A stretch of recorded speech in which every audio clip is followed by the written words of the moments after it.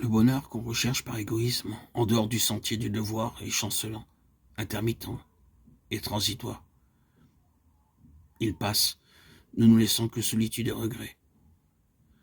Mais le service de Dieu procure paix et joie. Le chrétien n'est pas abandonné dans des sentiers incertains. Il n'est pas livré à de vains regrets et au désappointement. Si nous ne jouissons pas des plaisirs de cette vie, nous pouvons être heureux quand même en regardant à celle qui est à venir. Mais même ici-bas, le chrétien peut avoir la joie d'une douce communion avec le Christ. La consolation perpétuelle de sa présence, chaque pas que nous faisons peut nous rapprocher de lui, nous donner une expérience plus profonde de son amour et nous amener plus près de l'heureux séjour de la paix. N'abandonnons donc pas notre assurance, mais qu'elle devienne plus inébranlable que jamais. Jusqu'ici, l'Éternel nous a secourus en Samuel 7,12 et il nous secourra jusqu'à la fin. Portons nos regards sur les monuments de la bonté divine qui nous rappelleront tout ce que le Seigneur a fait pour nous consoler et nous sauver de la main du destructeur. Gardons le souvenir précis de toutes les compassions de Dieu à notre égard, des larmes qu'il a essuyées, des douleurs qu'il a adoucies, des angoisses qu'il a fait disparaître, des sujets de crainte qui, sous son ordre, se sont évanouis, des besoins auxquels il a pourvu et des bénédictions qu'il a répandues sur nos têtes. Nous nous préparons ainsi à surmonter les épreuves que nous aurons encore à affronter pendant le reste de notre pèlerinage. Nous pouvons nous attendre à de nouvelles angoisses dans le conflit qui se prépare. En considérant le passé et l'avenir, disons, jusqu'ici l'Éternel nous a secourus, que ta vigueur dure autant que tes jours. Deutéronome 33, 25. Les épreuves n'excéderont pas les forces qui nous seront données pour les supporter. Mettons-nous donc à l'œuvre là où le Seigneur nous a placés et prenons courage. Quoi que l'avenir nous réserve, les forces seront proportionnées aux épreuves. Bientôt les portes des cieux seront grandes ouvertes devant les enfants de Dieu, et le roi de gloire les accueillera par ces paroles qui charmeront leur oreille comme la musique la plus suave. Venez, vous qui êtes bénis de mon Père, prenez possession du royaume qui vous a été préparé dès la fondation du monde. Matthieu 25, 34. Alors les rachetés seront accueillis dans les demeures que Jésus est allé leur préparer. Ils n'auront pas pour compagnons des êtres pervers, des menteurs, des idolâtres, des impurs, des incrédules. Mais ils s'uniront à ceux qui ont vaincu Satan et qui, par la grâce de Dieu, ont formé des caractères parfaits.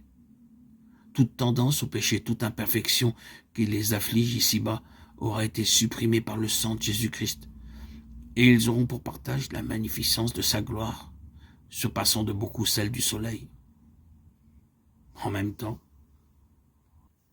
la beauté morale et la perfection de leur Sauveur brilleront par eux d'un éclat qui éclipsera cette splendeur extérieure. Ils seront sans tache devant le grand trône blanc. Ils participeront à la dignité et au privilège des anges.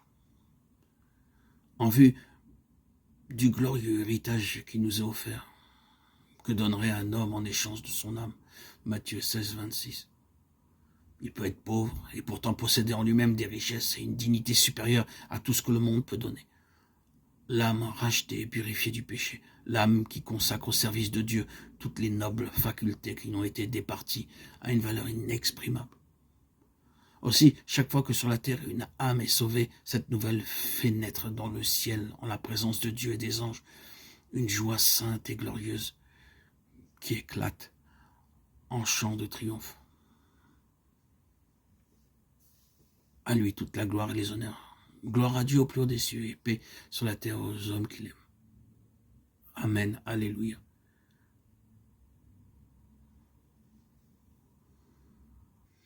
Ici se termine ce merveilleux livre de Ellen Good White, Vers Jésus. Et c'est avec un immense plaisir que je ferme ce livre pour m'adonner à d'autres lectures que je vous proposerai dans d'autres audios, d'autres publications. Gloire à Dieu. Merci Seigneur Jésus de m'avoir permis de connaître, d'avoir cette connaissance merveilleuse, ces leçons et ces enseignements de cette femme.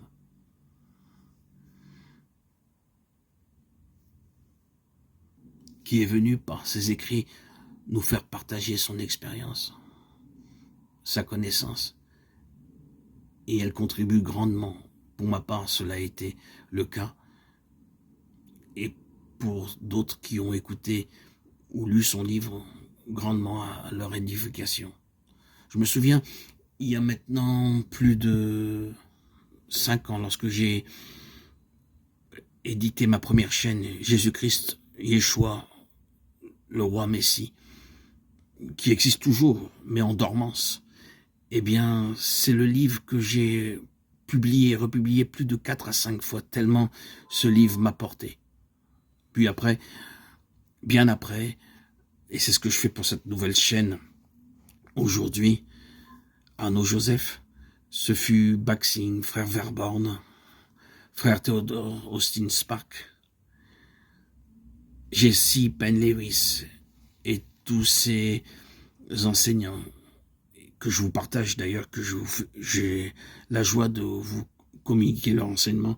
Ces gens-là ont contribué aussi à mon avancée. Être fidèle au Seigneur, c'est lire beaucoup, c'est comprendre beaucoup, c'est méditer beaucoup. Et plus que tout, être fidèle au Seigneur, c'est être en prière dans tout ce que vous faites. Gloire à Dieu au plus haut des cieux. Merci Seigneur, merci de tant de révélations dans ma vie.